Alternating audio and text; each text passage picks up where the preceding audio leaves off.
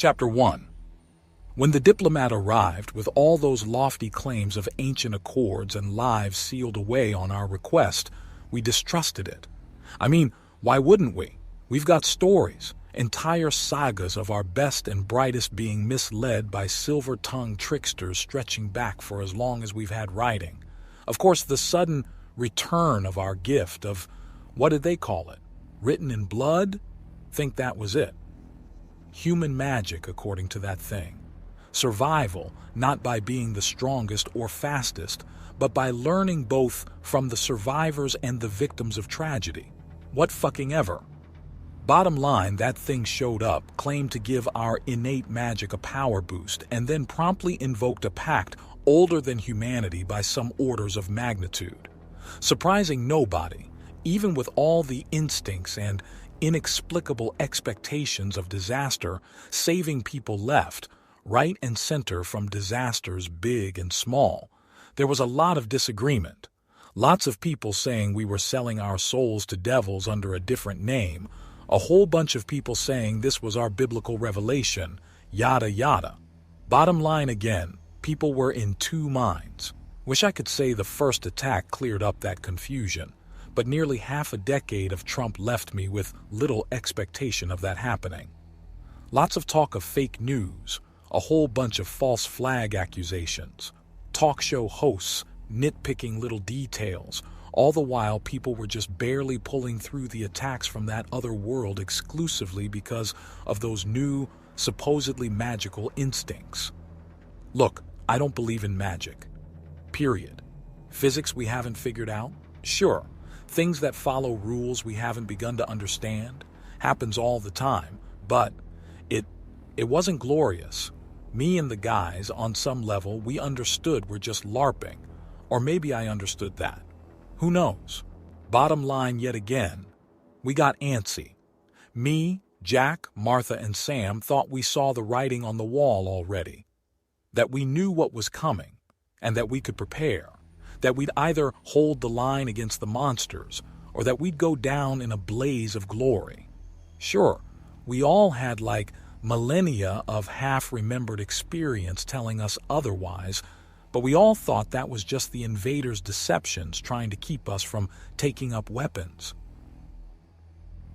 Sam got caught by surprise by the scouts.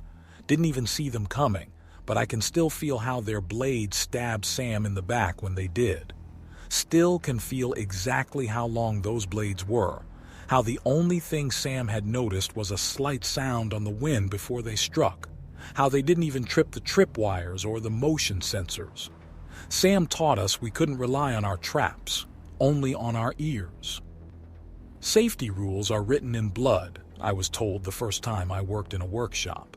Can't help but remember that every time talk turns to humanity's supposed magic. Sam died, but we lived. When they tried to pull the same stunt on Jack, Jack didn't ignore the sound on the wind. Didn't just blink and stand there, but turned and shot. He missed. No two ways about it, he missed. Sure, took out an arm but didn't hit the head. I still wake up sometimes with that rush of knowledge as Jack breathed his last, you know? Martha and I. We had an understanding by then. No splitting the party, no solo toilet visits, no solo naps, no lonely nothing. Privacy had taken a backseat to survival. We had survived so far by sticking together, and they just loved to pick off the stragglers. No way we'd make it easy on them now, right?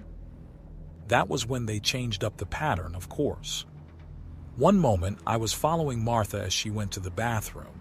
The next moment, there just was a solid barrier where a second ago there was a door. Bastards decided they didn't want to play fair anymore. Martha died looking that bastard in the eye. Or like something that looked like their eyes.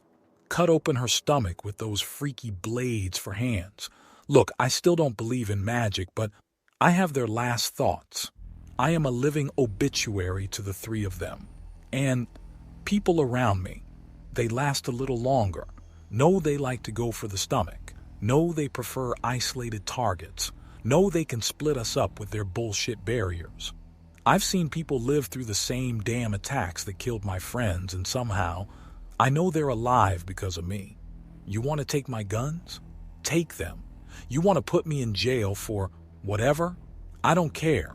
That jail's going to be a damn fortress by the time they're done with us. This point, I don't care anymore. Whatever that diplomat did, it taught me two things. The invaders love to break all the rules and play by their own. Treat the damn Geneva Convention like a checklist best I can tell. It's only a matter of time before they decide that the diplomats' actions warrant an escalation. And I don't want to sit and wait for that to happen. I know just 4 people don't know a whole lot, but it kept me alive until I got here. Am I in or what? Excerpt from the debriefing of Jonathan Verison prior to his enlistment in the Earth Resistance Force. Chapter 2. First, do not fear me. I am not an angel and I serve no God, but I assure you that I have no ill intent towards you, neither as an individual nor as a species. I am the diplomat, and I have been created in answer to an ancient pact. Long ago, humanity stood shoulder to shoulder as part of the myriad races, facing off against a grave threat.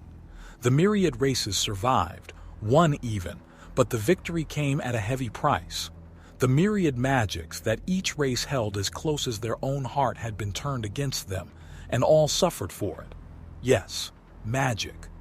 All that lives and all that understands holds a magic of its own, and the magic of humanity was, perhaps, the one that turned the tide against the enemy.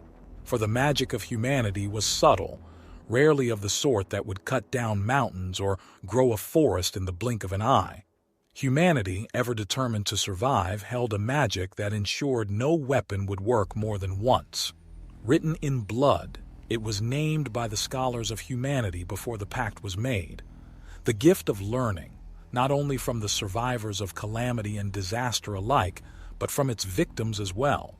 Strike a human down, and all they held dear will know how you did it and how to prevent you from doing so once more.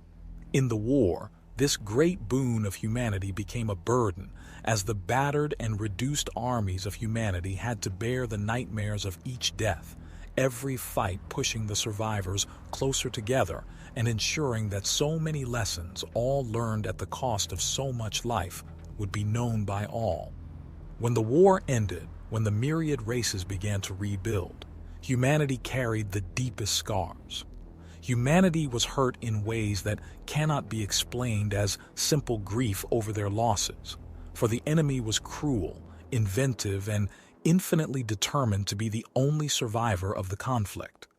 Humanity, for all their valor and bravery in the war, remembered every single murderous innovation, every attempt to catch even a single human unaware, every weapon created to exploit even the smallest lapse of attention or gap in defenses. And humanity wept. The remnants of humanity, brought together into unseen unity through the war, begged the other survivors of the myriad races to ease their burden and bury the past. I am physically unable to, deny that some of the myriad races coveted the lands where humanity had settled and readily offered their assistance. My Creator insisted I convey this to you. Be as it may, the pact was struck. Humanity would go into voluntary exile and not only lose but willingly forsake their magic, severing a line of survivors, of lessons written in blood spanning back untold eons.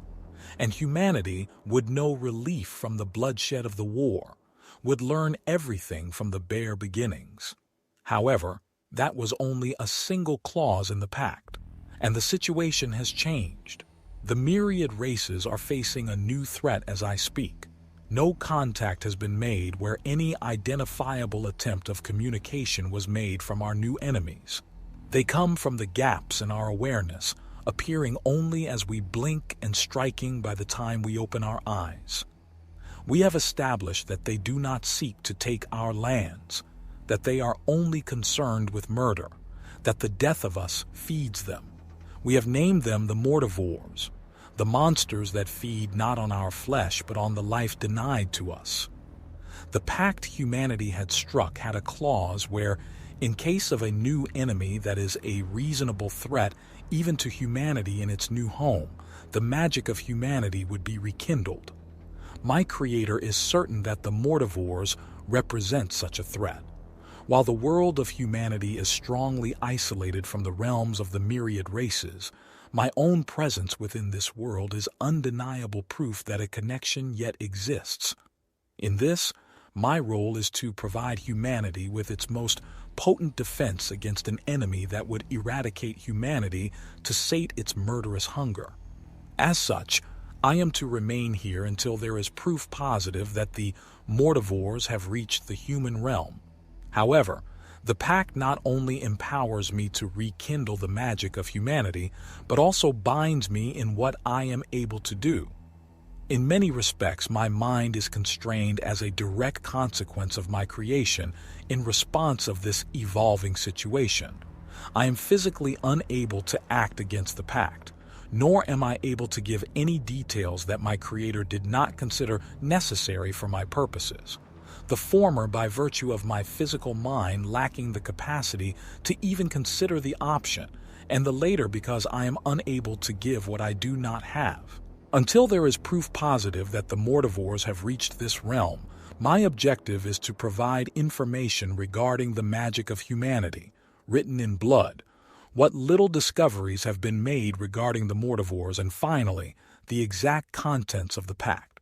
My Creator sincerely wishes that, until I expire, this will be my only objective.